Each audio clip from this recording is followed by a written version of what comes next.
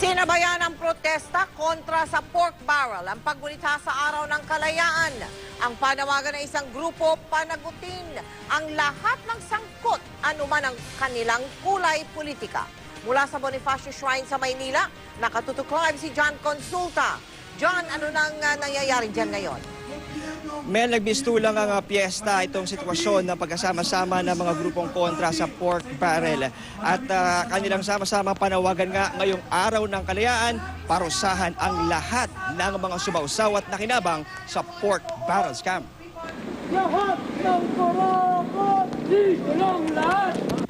Pasado alas 2 ng hapon nang magdatingan ang iba't ibang grupo na kontra sa pork barrel. Kanya-kanya ng bit-bit ng mga streamer, placard, t-shirt at iba pang gimmick para sa programa ngayong Araw ng Kalayaan na pinamagatang Ouch Pinoy, sumagot, managot kung hindi lagot.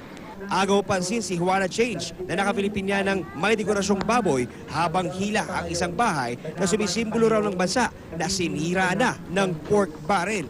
Nakita mo naman na may baboy. Ito ang baboy, ang simbolo ng pork barrel na siyang sumira sa ating bahay. Kung hindi tayo magkakaisa laban sa korupsyon, tuloy at patuloy lang tayong hahatiin ng problemang ito. Matapos ang isang ecumenical mass na diniluhan ng Katoliko, Kristiyano at Muslim religious leaders, nagsimula na ang programa na puno ng musika at pananalita mula sa mga ordinaryong mamamayan.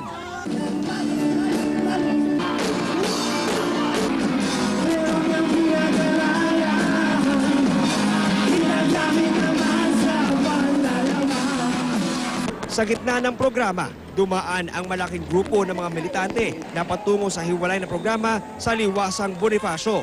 Nakikiisa po kami sa mga kasama. Pare-pareho po ang pinaglalaban natin na sana lumayo na tayo sa korupsyon ng gobyerno.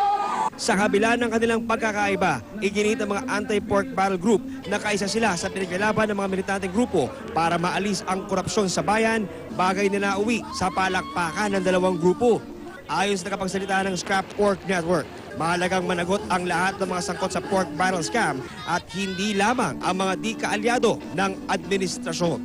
Itong araw na to ay para naman sa taong bayan, turn naman natin na mag-privilege speech. One of our calls today is for the President to stop coddling the corrupt.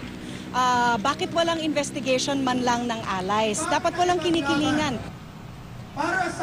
Alam mo Mel, maya't maya kung bumuhos ang ulan dito sa ating pwesto, pero porsikidong tapusin daw ng ilan sa mga dumalo ang programa hanggang mamayang alas 8 ng gabi.